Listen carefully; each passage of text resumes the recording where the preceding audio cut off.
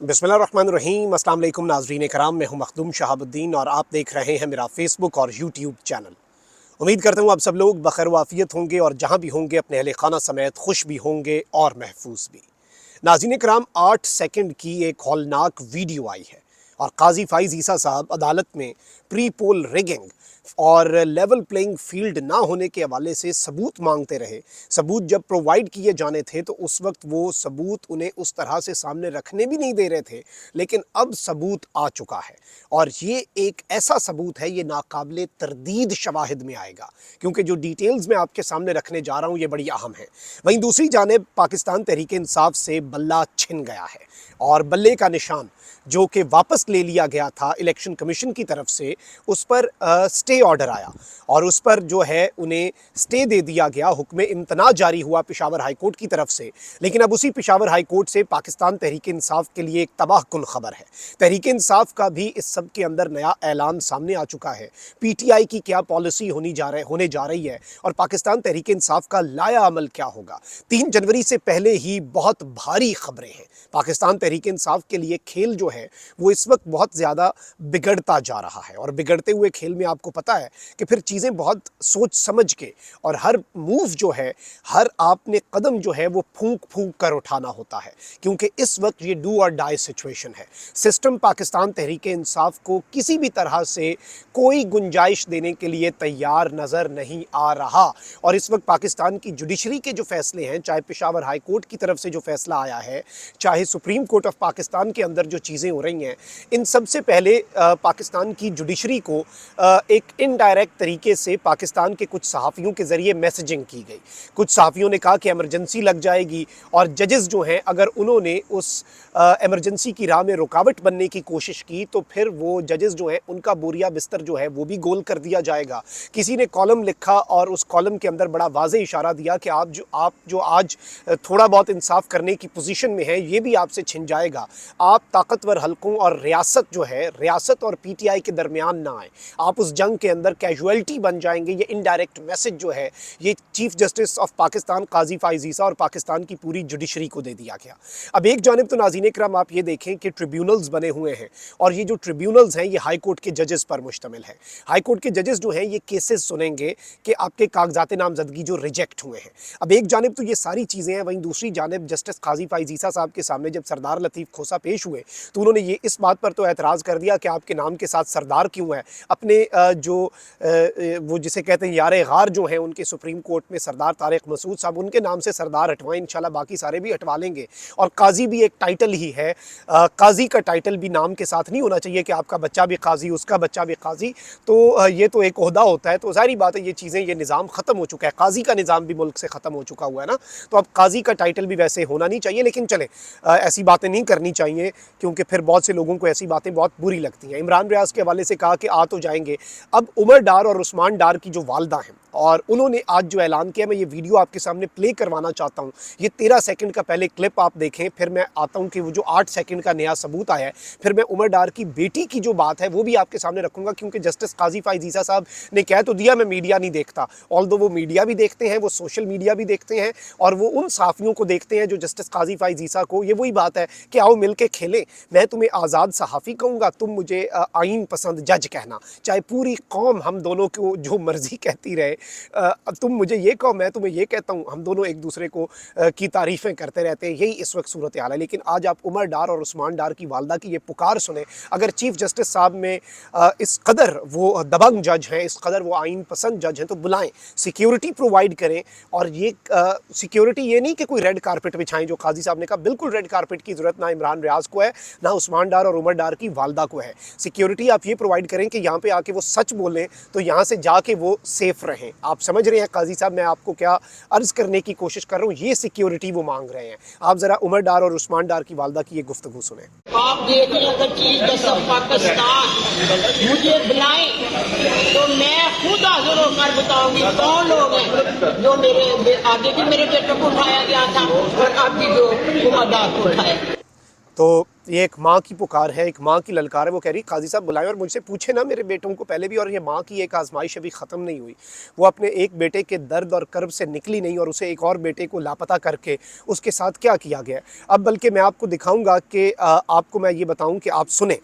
उमर डार की बेटी ने जो बड़ा ऐलान किया कि अगर उसके बाबा बाजियाब ना हुए, ये एक बच्ची है, इस मुल्क की बेटी है, इस मुल्क की माएँ, इस मुल्क की बहनें, इस मुल्क की बेटियाँ आज इंसाफ के लिए दरबदर जो हुई पड़ी हैं, और पुकार उनकी अगर ऐवान अदल में नहीं जाती, नहीं उनके कानों तक पड़ती, और वो सिर्फ और सिर्फ अपनी पसंद की बातें सुनना चाहते हैं जजेस, तो तारीख़ जो है वो किसी को माफ़ नहीं करती। तारीख़ जो है वो बहुत बेरहम है।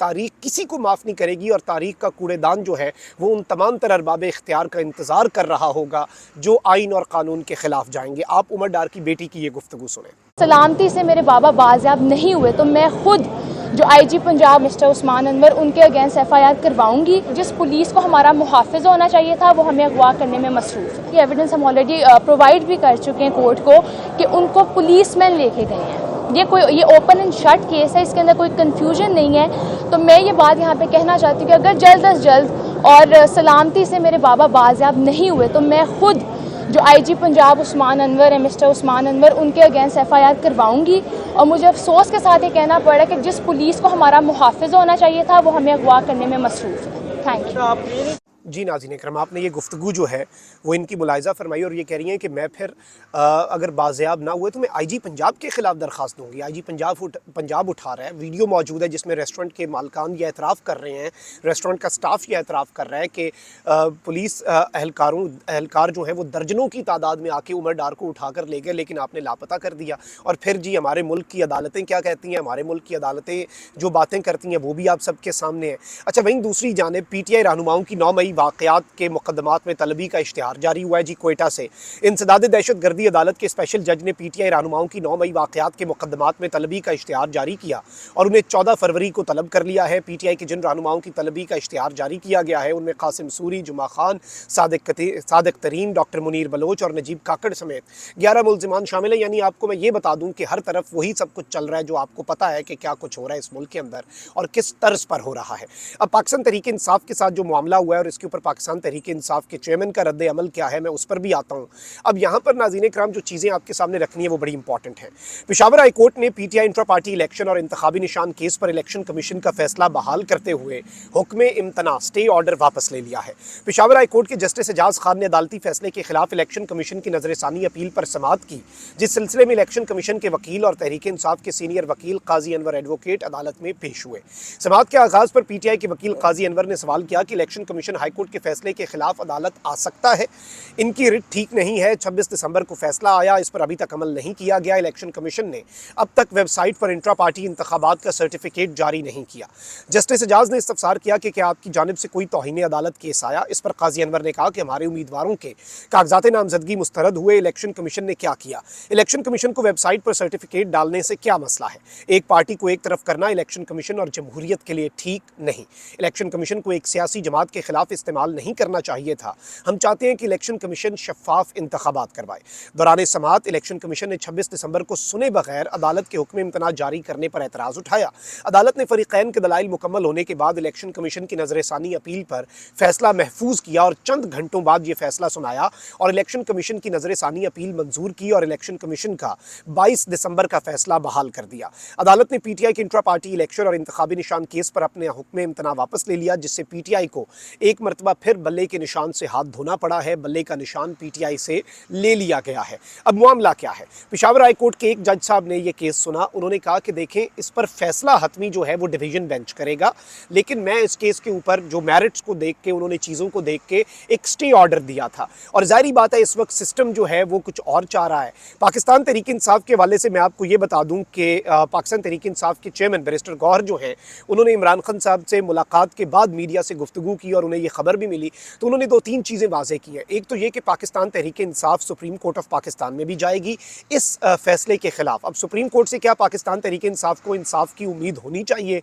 ये आपको भी पता है, ये मुझे भी पता है। सुप्रीम कोर्ट ऑफ पाकिस्तान से अगर कोई सरप्राइज़ आ जाए तो वो एक अलग बात है, लेकिन अब हमारे मुल्क के अंदर ना चीज़ें इतनी वाज़ेह हो जाती हैं, इतनी क्लियर हो जाती हैं, पोजीशंस इतनी लोगों की क्लियर और वाज़ेह हो जाती हैं कि आप अंदाज़ा भी नहीं कर सकते। हर बंदा जो है वो अपनी पोजीशन क्लियर रखता है, हर बंदे का पता होता है हमें कि उसने क्या बात करनी है, क्या फ़ैसला देना है, क्योंकि उसकी एक पॉलिटिकल पोजीशन अनफॉर्चुनेटली बन जाती है, ग्रुपिंग बन जाती है। जजेस के बेंचेस को कहा जाता है ये हम ख्याल बेंच है, इस बेंच के अंदर जी 2 जज वो वाले हैं, 7 ये वाले हैं, ये 7-2 का फैसला आएगा, आता ही वो है। मतलब ये इस वक्त एक चीज़ है ना हमारे मुल्क के अंदर, ये बन चुका है। अब एक जानिब तो पाकिस्तान तहरीक इंसाफ इस मामले के ऊपर क्या सुप्रीम कोर्ट जाना चाहिए, बिल्कुल जाना चाहिए, हुज्जत तो तमाम करनी चाहिए ना, तारीख के अंदर लिखा जाए। और अल्लाह ताला का बड़ा करम है कि पाकिस्तान तहरीक इंसाफ के लिए ये बहुत बड़ी बात है कि काजी साहब जो हैं उस बंदे को सलाम पेश करता हूँ मैं जिसने मशवरा दिया कि आप ये कार्रवाई पब्लिक करें, ताकि आज पूरी कौम ये कार्रवाई देख रही है और पूरी कौम को पता चल रहा है। कल को कोई ये ना कहे कि नहीं जी फलाने साफ़ी ने मेरे रिमार्क्स को ना इस तरह से पेश किया, इनका मेरा मतलब ये नहीं था। अब कौम जो है वो मतलब भी समझ रही है, बातें भी समझ रही है, एक एक चीज़ समझ रही है। अब एक चीज़ जो क्लियर है, मैं आपको ये बता दूँ कि पहले तो आपने घबराना नहीं है। मेरी लीगल टीम और पाकिस्तान तहरीक इंसाफ की कोर कमेटी और हर चीज़ मैं आपको बड़े वसूख से ये बता रहा हूँ कि ये जो पेशावर हाई कोर्ट का ऑर्डर है ये सुप्रीम कोर्ट ऑफ पाकिस्तान में चैलेंज हो रहा है। अगर सुप्रीम कोर्ट से भी रिलीफ नहीं मिलता तो क्या पीटीआई के पास क्या ऑप्शंस होंगे? एक ऑप्शन तो ये होगा कि हर हल्के के अंदर डिफरेंट इंतखाबी निशान, उसमें बहुत ज़्यादा कन्फ्यूजन हो जाएगी। इसके अलावा इमरान खान साहब के पास मैं आपको सिर्फ इतना अभी बता सकता हूँ, मुझे चीज़ें कुछ पता चली हैं, बड़े वसूख से पता चली हैं, लेकिन मैं आपको फ़िलहाल सिर्फ इतना कन्फर्म कर सकता हूँ कि former prime minister Imran Khan साहब जो हैं उनके पास 1 नहीं, 2 नहीं, 3 नहीं, बल्कि 4 अल्टरनेट प्लान हैं। यानी प्लान ए है, प्लान बी है, प्लान सी है, प्लान डी है, यानी बहुत से अल्टरनेट ऑप्शंस हैं। और इन ऑप्शंस के अंदर पहले भी मैं आपको बता चुका हूँ किसी और सियासी जमात जो है उसके बैनर तले भी चीज़ें हो सकती हैं। इवन जमशेद दस्ती जो हैं उनकी भी एक सियासी जमात है और उनकी सियासी जमात जो है अवामी राज पार्टी के नाम से है, तो वो उसके ऊपर कोई एतराज़ इन्होंने नहीं उठाया। वो ऑप्शन भी है। पीटीआई के पास अभी बहुत से लातादाद ऑप्शन हैं ताकि कम से कम पूरे पाकिस्तान के अंदर एक ही तर्ज पर और एक ही आप कह लें कि इलेक्टोरल सिंबल जो होता है उसके ऊपर पाकिस्तान तहरीक इंसाफ की उम्मीदवार जो है वो इलेक्शन लड़े। This is a possibility. लेकिन अब नाज़रीन इकराम क्या हो रहा है, मैंने जो कहा था ना कि काजी साहब आज जब उन्होंने खोसा साहब ने वो ख़त पढ़ना था जो कि इनके अपने इलेक्शन कमीशन की तरफ से था, वो ख़त भी उन्होंने बड़ी मुश्किल से जाके पढ़ने के लिए, जो आगे जज साहब जो हैं वो नहीं चाहते थे कि पढ़ा जाए। जब उनसे कहा गया कि सबूत है तो लतीफ़ खोसा साहब ने कहा मैं CD लाया हूँ, एविडेंस है, वीडियो एविडेंस है, वीडियोज़ झूठ नहीं बोलते। लेकिन अब आपको मैं ये बताऊं कि उन्होंने वो भी नहीं चलाने दिया। लेकिन अब जो सबूत हैं वो मांगे गए हैं और 8 जनवरी को समाअत है, पीटीआई मजीद सबूत इकट्ठे करेगी। अब हुआ यह है, तहरीक इंसाफ की रहनुमा और उम्मीदवार कौमी और सूबाई असम्बली हैं मेजर ताहिर सादिक की साहबजादी हैं ईमान ताहिर। ये बेसिकली इनके कागजात नामजदगी का मामला भी आपके सामने है। जब वो पेश होना था तो उस वक्त क्या कुछ किया गया ईमान ताहिर के साथ और इनकी वालदा के साथ, इनसे कागज़ नहीं लिए गए, जो कुछ भी हरबे अपनाए जा सकते थे वो अपनाए गए। अब ये बेसिकली अब आप अंदाज़ा करें कि पहले लोग जो हैं इन्हें इलेक्शन कमीशन वाले मुसद्दिका नुकूल नहीं दे रहे थे, मुसद्दिका नुकूल देते हैं तो वो उमर डार उस्मान डार की वालदा के वकील जो है रेहाना डार साहिबा के, उनसे उन्होंने मुसद्दिका नुकूल लेके भाग गए। जब नुकूल मिली तो अब जी हाई कोर्ट्स के बाहर एक तरह का कर्फ्यू सा लगाया गया पुलिस की जानिब से और बंदों को उठा लिया जाता है। और एक वीडियो आई है और इस वीडियो के अंदर ये इतलात हैं कि मर्द एहलकार जो हैं वो ईमान ताहिर साहिबा जो हैं, जो कि पेशावर हाई कोर्ट इंसाफ लेने गई हैं, उन्हें वहाँ से उन्होंने उठाया, उन्हें वहाँ से अगवा किया गया या अरेस्ट किया गया, जो भी चीज़ है तहवील में लिया गया और एक काला वीगो जो है उस डाले के अंदर, रीवो के अंदर उन्हें लेके जाया जा रहा है। ये 8 सेकंड का क्लिप आप 2 मरतबा देखें, फिर मैं आगे बढ़ता हूँ।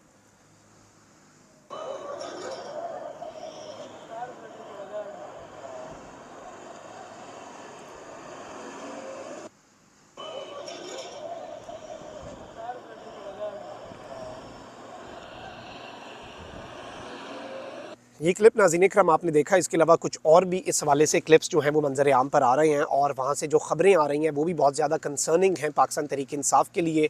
और ऑब्वियसली इसमें पाकिस्तान तहरीक इंसाफ नहीं बल्कि अब जो चीफ़ जस्टिस साहब तो आईजी और चीफ सेक्रेटरी को नोटिस नहीं भेजना चाह रहे थे, लेकिन फिर वही लेटर जिसके अंदर इलेक्शन कमीशन खुद इन आईजीज़ और चीफ सेक्रेटरीज़ को कह रहा है कि आप क्या करवा रहे हैं, आपके सूबे के अंदर क्या हो रहा है। वो जो इलेक्शन कमीशन के कुछ अफसरान की तरफ से लेटर लिखा गया तो उसकी वजह से अब नोटिस जारी करना पड़ गया मजबूरन आईजी को भी, और इन्हें जवाब जमा करवाने का भी कह दिया गया चीफ सेक्रेटरीज को। तो अब देखते हैं कि ये चीज़ें इकट्ठी होती जा रही हैं, ये पाइलअप होती जा रही हैं। ये सबूत चाहे काजी हमारे ना देखें, पूरी कौम भी देख रही है और ये सारे का सारा मामला जो है ये बड़ा वाजे होता जा रहा है। पाकिस्तान तहरीक इंसाफ का बल्ले का निशान का जहाँ तक सवाल है, मैं आपको ये बता सकता हूँ कि कप्तान के पास ऐसे ऐसे प्लान्स हैं कि ये लोग थक जाएंगे, कप्तान नहीं थकेगा। कप्तान, मैंने बताया 4 प्लान्स इस वक्त वो हैं जो हमें बताए गए हैं। अभी बहुत सी चीज़ें आपके सामने मैं नहीं रख सकता, इशारे किनारों में मैंने जितनी डिटेल्स आपके सामने रखनी थी रख दी, क्योंकि कुछ चीज़ें कप्तान पत्ते अपने ज़रा सीने से लगा के रखता है, और वरना इन्होंने उसका भी अल्टरनेट तैयार कर लेना है ना।